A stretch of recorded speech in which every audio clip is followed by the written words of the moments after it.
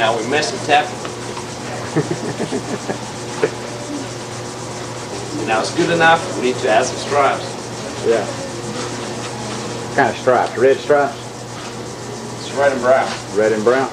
Hey guys, how are you? You know, recently I digitized some of my videotapes that I had from the first trip to the US, and that was way back in 2002. And I thought, I would reflect on that. My first impressions and how I got to be there, So let's begin. I was growing up in the USSR, as you might know, and it was a closed country, so there was no foreigners going back and forth. So it was a time of complete misery. People were making pennies. $100 a month was a typical salary, at least in this part of Russia.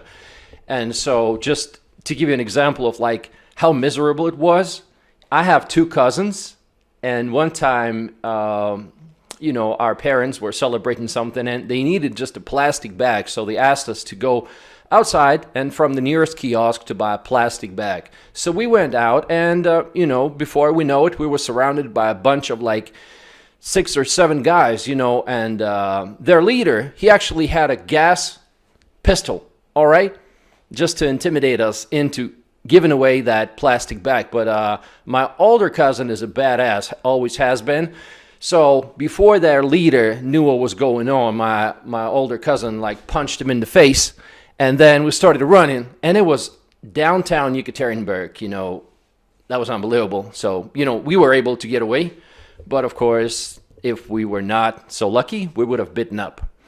So that's the times that I was going through. Okay, and so in 2001, I learned about this program, Work and Travel, and to participate, you actually needed to have $2,000, which was unheard of for Russians at the time, especially outside of Moscow. I keep saying that because Moscow and the rest of Russia is two different countries.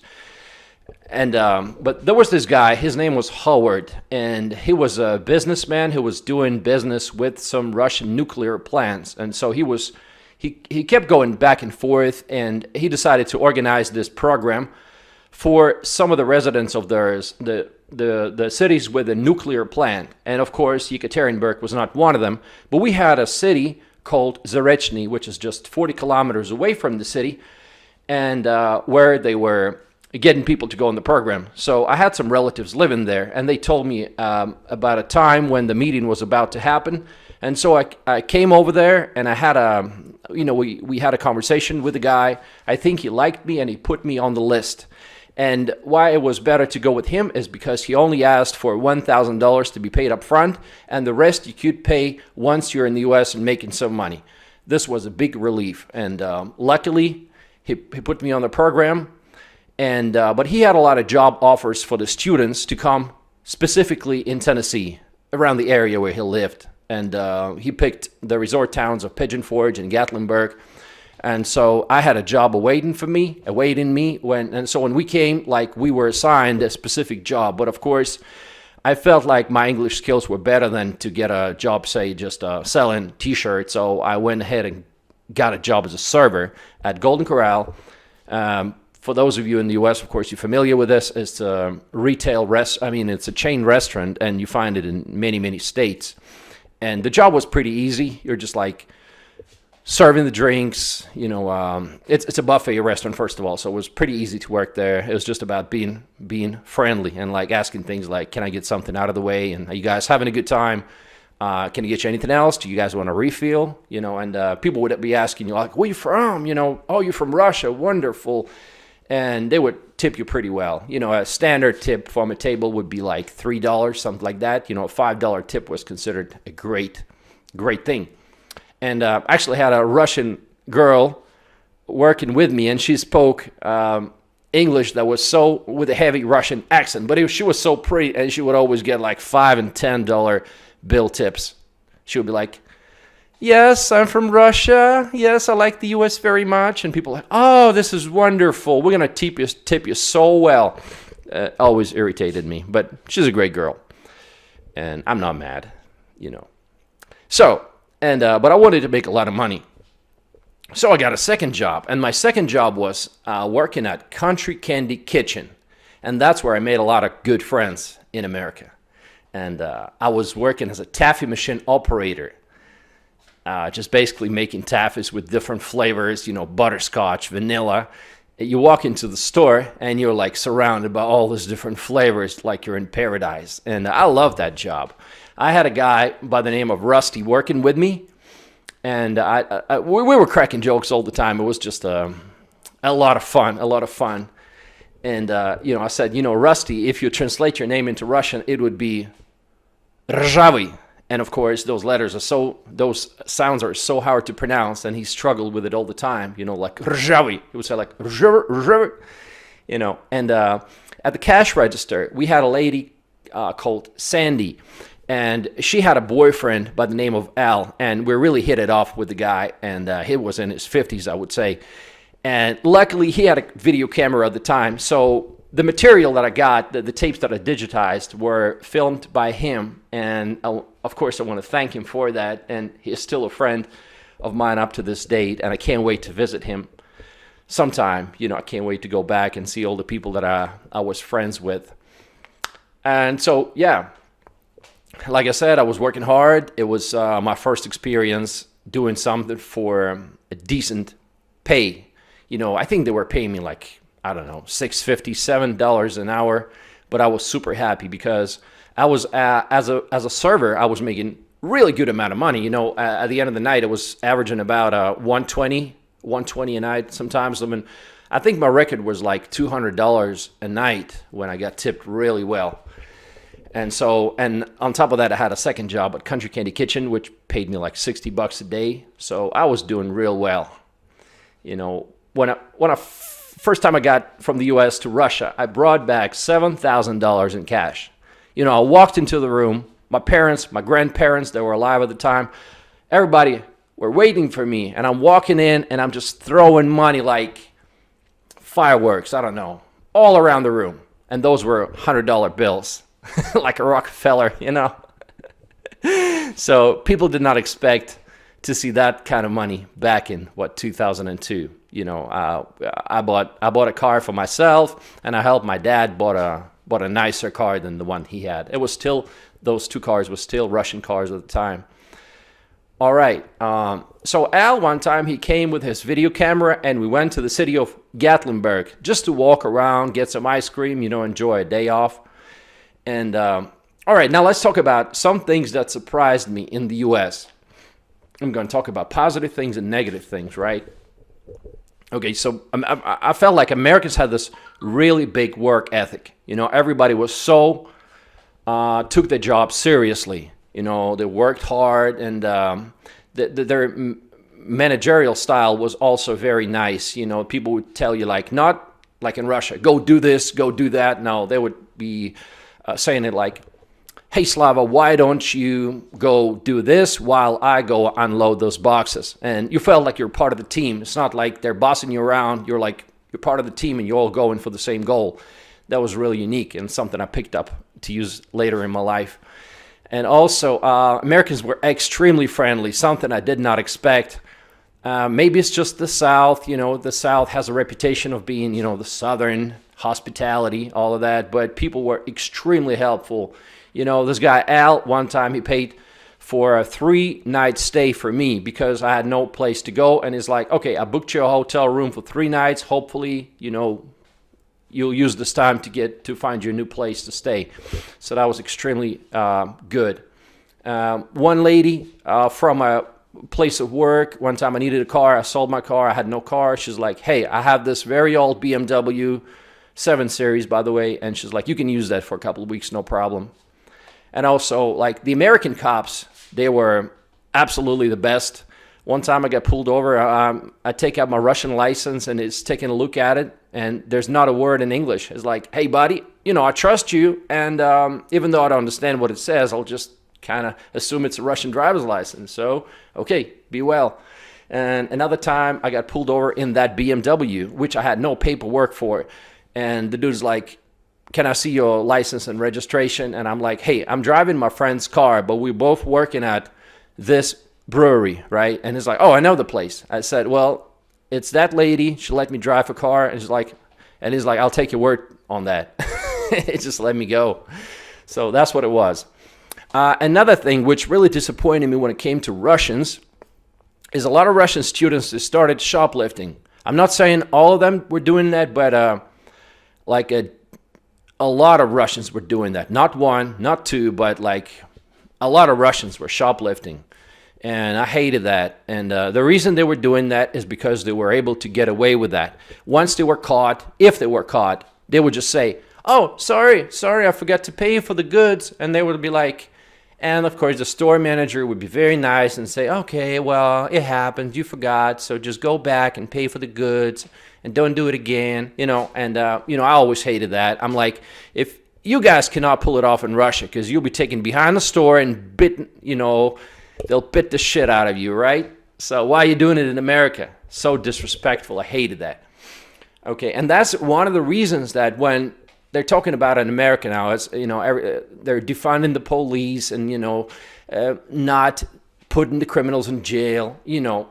No, don't come up with excuses for criminals. Criminals should be punished, and that's the only way they learn. Because when they know the punishment is there, they'll have the second, they won't be doing that.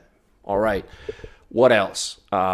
I would say like about 30% of Russians, once they were in the U.S., they were thinking about, how can I stay here legally or illegally? Doesn't matter what it takes. I want to stay here. I love the country. For girls, of course, it was easier. They could just fall in love with an American, or make Americans fall in love with themselves and like marry an American, and that's an easy path to stay. For guys, it was more difficult. It was about probably staying illegally and just kind of making money. I overstayed my stay, but that was on my second trip, which I'm going to talk about later on. But now I'm going to focus on my first one. So that was my first impression of America. It's like hardworking people.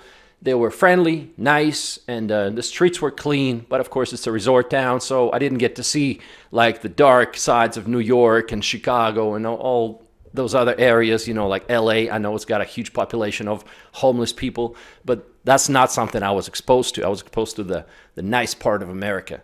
So that's what it was.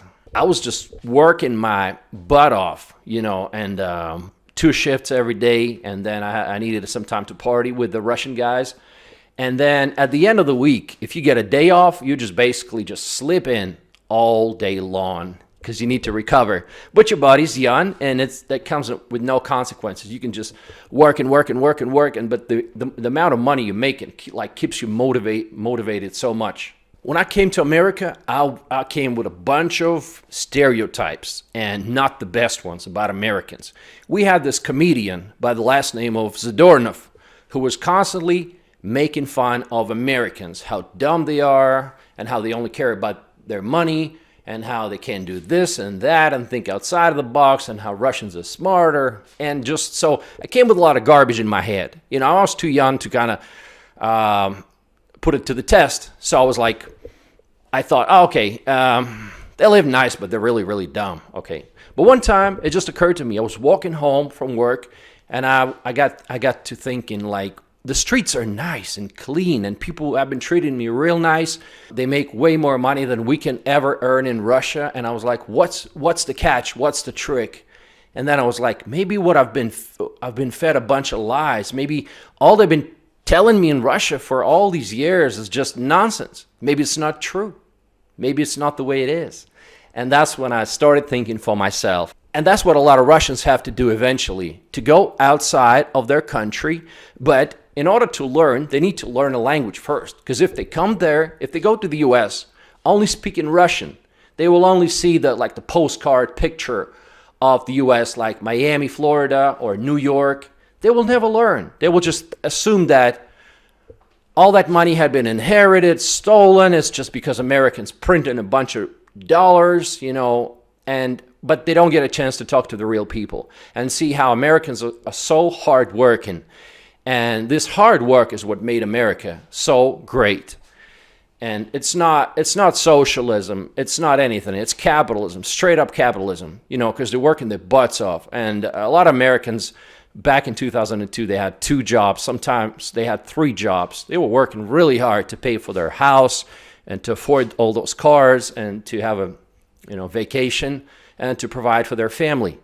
So me and Al, we went, and his girlfriend Sandy, we went to Gatlinburg, and we were walking the streets, going from shop to shop. What I found flabbergasting was the time when Al forgot his video camera in a camera box, in a camera bag, sitting on a bench, right? And we were driving back to Pigeon Forge, and he was like, "Oh, Sandy, where's my camera?" She's like, "Oh, I think I left it on the bench."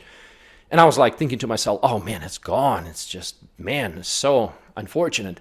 And he's like, "Oh, let me think. Did I leave my phone number and my home address anywhere in that like camera box, camera bag?" And I was like, "Don't be so naive, Al. It's long gone. It's been stolen. People took it." And he's like, "No, it's probably in the ice cream shop that was next to the bench." I was like, "You're so naive." But little did I know that when we came back for the camera, it was actually returned by someone to that ice cream shop. So, and we got the camera back, and to me it was just unbelievable. Like, I couldn't believe it. Like, people did not steal it, because in Russia there was no chance it would still be sitting there on the bench. Very little chance. And I think it would be the same thing for like a large city in the US like New York, Chicago, LA. People would just steal it. But in a small town in America, people returned things, and they were honest. So that was something that I remember to this day. Life in the US seemed very simple. I was averaging about $500, $700 a week, and the cheapest car that was on sale was probably around like $400, sometimes even $200. One time I bought a $200 car. It was a Dodge Dynasty, 1989, something like that. It was a 3.3 liter V6 rear wheel drive. It was just a fun car. I know it wouldn't last long because the oil was constantly leaking, but I was doing donuts and just having fun with it. It lasted for about 2 weeks before I blew the engine. And actually it's still sitting, I don't know, I left it on the highway. We blew the engine, and a police car pulled over, and they're like, "What's the problem?" I said, "Well, the engine won't start." And he said, "Let me give it a listen." I tried to crank it up, and he took a listen, and he said, "Buddy, just leave it here. Is there any chance you can get home? Can I give you a ride? Okay, do you want to get a taxi?" So yeah, the next car I bought was a Chevy Geo. I think it's Geo. It was a tiny little car, 1.3 liter, manual shift, but it was so economical. Like it was just the best in terms of like fuel economy. It was absolutely incredible, and that's something I was driving for a long time. Eventually, I got my American driver's license. It was really easy to take the test. I got my American driver's license, and also I learned how there's no bureaucracy in the States. One time I lost my driver's license. I came back to the police station that issued it, and I said, "Can I get another one?"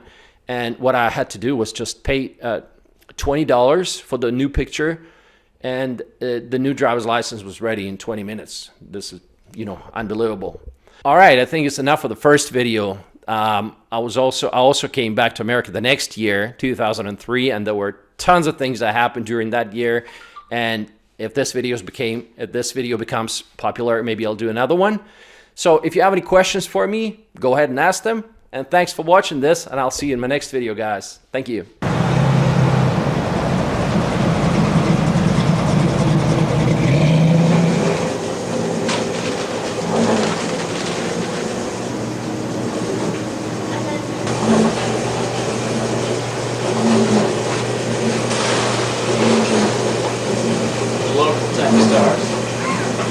Hold real still. Not too close, man.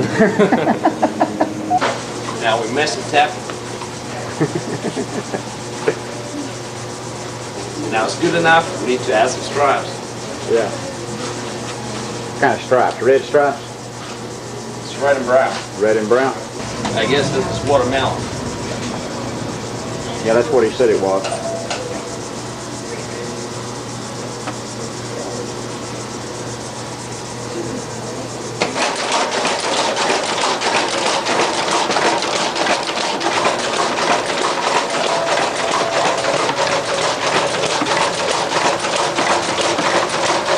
Professional tap instructor.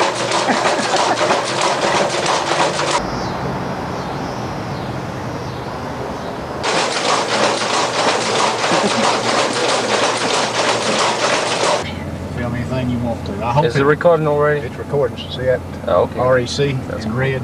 If you want it to stop, push that red button. Okay, Just yeah. touch it with your thumb. Hey, golly. He likes to have fun. Hey, film that old dude on that motorcycle. Zoom right up on him. And we're videotaping Pigeon Forge and Gatlinburg. But we'll be home a little bit later.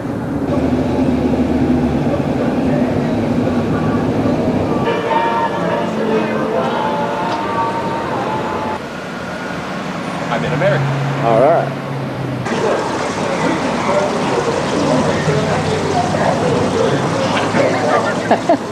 That's pretty good, Stan. I started out in 1918. Are you on the right side or left side of the road? Right side. Well, How much further? I'll tell you. Okay. It's a Mexican trailer park. You're kidding me. Sound funny? Yeah, Mexican trailer park. I hope this thing will film at night.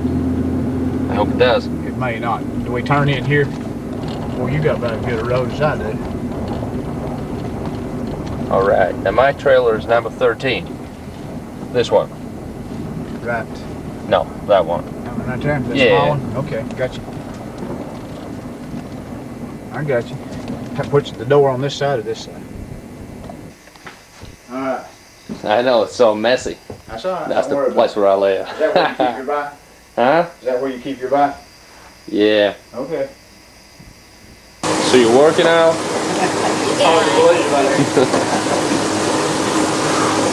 It's amazing what you'll do for women, isn't it?